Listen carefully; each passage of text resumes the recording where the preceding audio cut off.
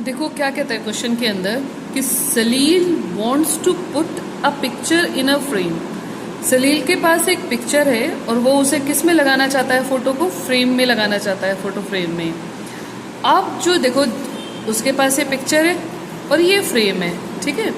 वो इस पिक्चर को इस फ्रेम के अंदर लगाना चाहता है। आगे क्या कहता है, the picture is 7 3 by 5 centimetre wide. अब जो आपकी पिक्चर है वो कितनी चौड़ी है, उसने वाइड कहा है ये कि ये कितनी चौड़ी है, 7 3 by 5 सेंटीमीटर चौड़ी है। और जो to fit in the frame the picture can not be more than 7 3 by 10 centimetre wide.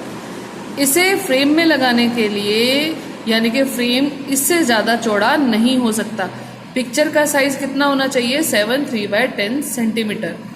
यानी कि ये फ्रेम जो है इससे थोड़ा सा पिक्चर से क्या है, छोटा है, थोड़ा सा इतना छोटा है, इतना छोटा है। तो पिक्चर इस फ्रेम में आपको लगाने के लिए क्या करना पड़ेगा, इस पार्ट को, पिक्चर के इतने हिस्से को क्या करना होगा, ट्रिम करना होगा, यानी कि काटना होगा, ठीक है। अब कितने, अब वो कहता है कि हाउ मच, कितना, should the picture be trim, कि पिक्चर को कितना हम काटें। तो यहाँ पर हम क्या करेंगे, इस टोटल लेंथ में से इसको क्या कर देंगे, माइनस कर देंगे। यानी कि इस इतना पार्ट माइनस कर देंगे तो हमारा आ जाएगा कि इसमें से इसे माइनस करेंगे तो ये आ जाएगा कि मुझे कितना पार्ट काटना है इस पिक्चर के अंदर से, ठीक है। तो इस लेंथ में से इसे हम क्या कर देंगे, माइनस कर देते हैं। तो अब हम क्या लिख लेते हैं कि विड्थ कितनी है पिक्चर की, 7 3 by 5 सेंटीमीटर। फ्रेम की जो फोटो फ्रेम है उसकी विड्थ कितनी है, 7 3 by 10 सेंटीमीटर। अब इस पिक्चर को the picture should be trimmed by, कि कितनी ट्रिम करनी है, इसमें से हम इसे माइनस कर देते हैं, ठीक है। तो क्या करेंगे, 7 3 by 5 माइनस 7 3 by 10, ठीक है। अब इन दोनों को माइनस करने के लिए सबसे पहले हमें इन मिक्स्ड फ्रैक्शंस को सॉल्व करना पड़ेगा। तो सॉल्व कर लेते हैं इसे, 7 3 by 5, इन दोनों को मल्टीप्लाई करना होगा, 5 7 सा कितना आ जाएगा, 35। 35 में हम क्या करेंगे, जो ऊपर वाला नंबर है उसे प्लस कर देते हैं, अपॉन में 5 एज इट इज रखना है। कितना हो जाएगा हमारा, 38/5। तो इसे सॉल्व करके आ गया हमारे पास 38/5 माइनस, सेम इसे भी सॉल्व कर लेते हैं। कितना आ जाएगा, 7 और 10 को मल्टीप्लाई करेंगे 70, 70 में 3 प्लस करेंगे कितना आ जाएगा, 73। और सेम आपका 10 नीचे रहेगा, क्लियर, 73/10। अब इन दोनों को सॉल्व करने के लिए माइनस क्या करना होगा, इनका एलसीएम, 5 और 10 का एलसीएम निकाल लेते हैं हम। तो हमें एलसीएम निकालने के लिए कोई एक टेबल चाहिए जिससे कम से कम ये दोनों डिवाइड होते हो या एक नंबर डिवाइड होता हो। तो 5 से डिवाइड हो जाएंगे, 5 1 5, 5 2 10, 2 रह गया अकेला तो 2 की टेबल यूज करेंगे, 2 1 2। एलसीएम कितना आ जाएगा हमारा, 5 2 10, क्लियर है। तो यानी कि इन दोनों की जगह हमने अपॉन में इन दोनों को किस में कन्वर्ट कर दिया, 10 में कन्वर्ट कर दिया, डायरेक्ट ऐसे लिख देते हैं। अब अगर मैंने 5 को 10 बनाना है तो किससे मल्टीप्लाई किया था, 2 से मल्टीप्लाई करके 10 लिखा है ना।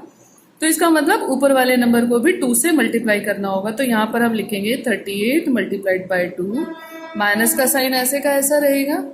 यहाँ पर 10 है तो 10 को किससे मल्टीप्लाई करेंगे, 10 आए 1 से ही करेंगे, है ना। तो ऊपर वाले को भी करना होगा तो उसे हम यहाँ लिखेंगे 73 मल्टीप्लाइड बाय 1। अब इन्हें सॉल्व कर लेंगे, 38 को 2 से करेंगे कितना आएगा, 2 8 16 और 76, ठीक है। माइनस के 73 डिवाइडेड बाय 10, कितना बचा माइनस करके, 3/10। तो कोई कटिंग नहीं हो रही है, सिंपलेस्ट फॉर्म में नहीं कन्वर्ट कर सकते। तो यानी कि इसे ये लास्ट में आप सेंटीमीटर लिख दीजिए। तो यानी कि इस पिक्चर को कितना माइनस करना पड़ेगा, 3/10 सेंटीमीटर। ये जो बचा है ये आपका 3/10 सेंटीमीटर विड्थ है जिससे पिक्चर को ट्रिम करना पड़ेगा। सो लास्ट में हम लिख देंगे, so the picture should be trimmed by, कितनी विड्थ काटनी पड़ेगी उसकी, 3/10 सेंटीमीटर, क्लियर है। ये आपका क्या आ जाएगा, आंसर आ जाएगा। देखिए एक्सरसाइज 2.1 का क्वेश्चन नंबर 7 में क्या कहता है। आपको इस क्वेश्चन के अंदर बेसिकली एक एप्पल दिया गया है और उसमें उसके 5 हिस्से किए गए हैं सेब के। अब देखो कैसे पता चला कि 5 हिस्से हुए हुए हैं। Ritu ate 3/5 part of an apple. Ritu ने सेब के कितने हिस्से खाए हैं। अगर इस फ्रैक्शन को हम ध्यान से देखें तो जो ये अपॉन में डिनोमिनेटर है, इसका मतलब है एप्पल के इतने हिस्से टोटल किए गए हैं, यानी कि 5। हमने 5 हिस्से बना दिया इसके। अब उन 5 हिस्सों में से रितु ने कितने खाए हैं। रितु ने 3 हिस्से खा लिए। ये 3 हिस्से रितु ने खा लिए, ठीक है।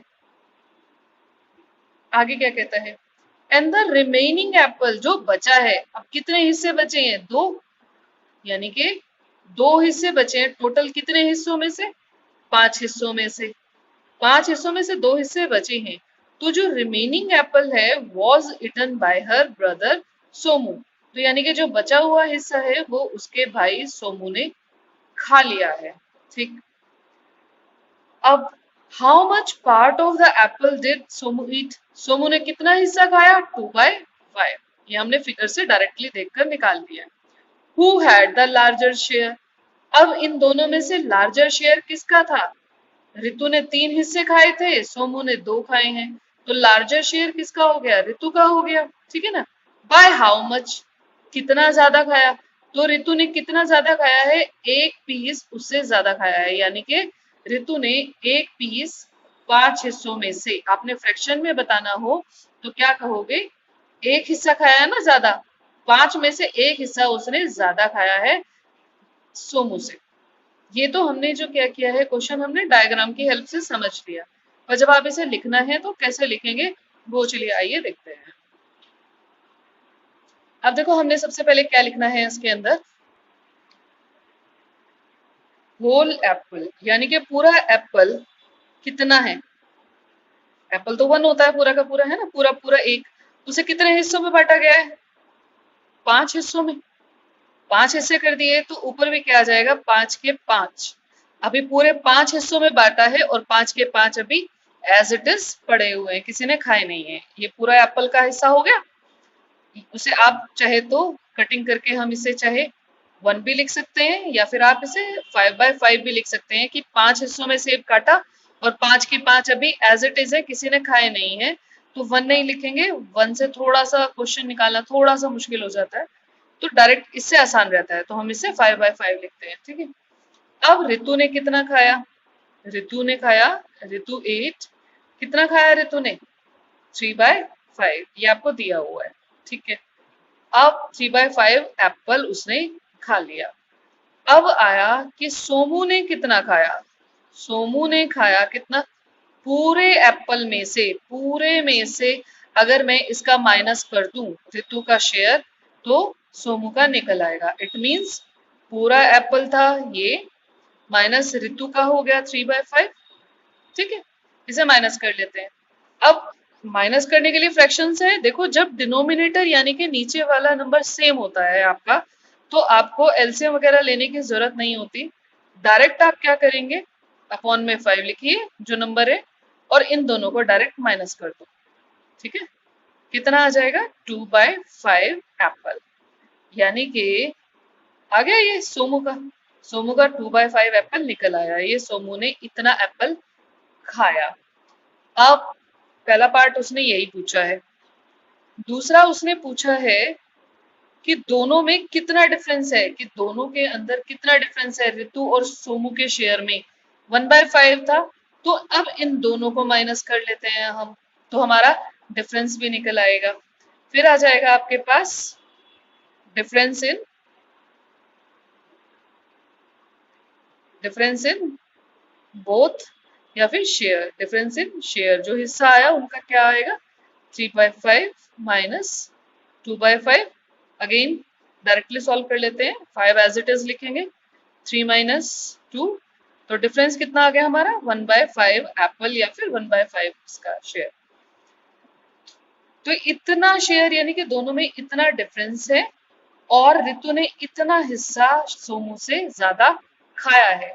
तो अब हम इसे कैसे लिख देंगे? लास्ट में लिख देते हैं, so Ritu's share is larger than, आप पूरा लिख सकते हैं, देन सोमूज शेयर बाय कितना? 1/5, इतना उसका हिस्सा ज्यादा है। ठीक है, क्लियर है? Thanks for watching. Please like and subscribe my channel Home Tuitions.